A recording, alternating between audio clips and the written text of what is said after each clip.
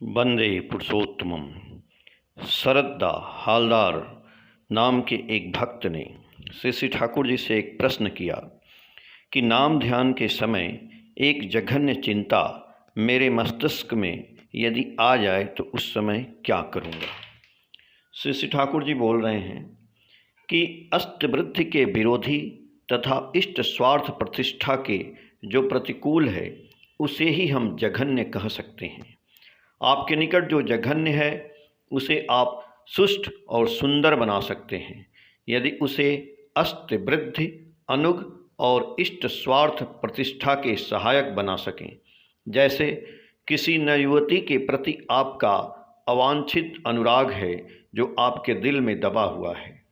नाम ध्यान के समय उसके विषय में चिंता आती रहती है। उस समय उस चिंता से बेचैन होकर आप जितना ही भागने की चेष्टा करते हैं उतना ही वह आपको धर दबाती है। किंतु यदि आप उस समय चिंता करें, यदि मैं किसी को वास्तविक में प्रेम करता हूँ तो मुझे ऐसा काम करना चाहिए जिससे उसका मंगल हो। परम पिता से उसके मंगल के लिए प्रार्थना करें जिससे वह इष्ट स्वार्थ प्रतिष्ठापन्न हो, सुखी हो। उसके लिए आपको यदि कुछ करना ही है तो सम्मान योग्य व्यवधान की रक्षा तथा अपनी वंश मर्यादा और इष्ट गौरव को स्मरण करते हुए उसको कैसे क्या किया जाए उसका यदि कोई रास्ता ढूंढ निकालें तो कोई दोष नहीं होगा, बल्कि यही चिंता इष्ट स्वार्थ प्रतिष्ठा से ग्रथित होने के फलस्वरूप मंगल प्रसू होगी। इसे ही कहते हैं नियंत्रण, सामंजस्य, समाधान।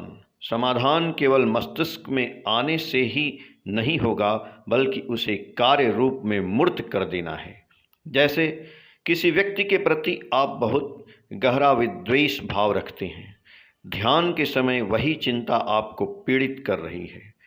आपने ध्यान में बैठकर यह तय किया कि अब उसके साथ मैं मित्र के रूप में मिलूँगा, आज ही उसके घर पर जाऊँगा, अपनी लत्तियों से एक कद्दू लेते जाऊँगा और बच्चों के लिए कुछ चीनिया बादाम ले जाऊँगा। किंतु वास्तव में निरोध प्रवृत्ति के कारण आपने वैसा नहीं किया।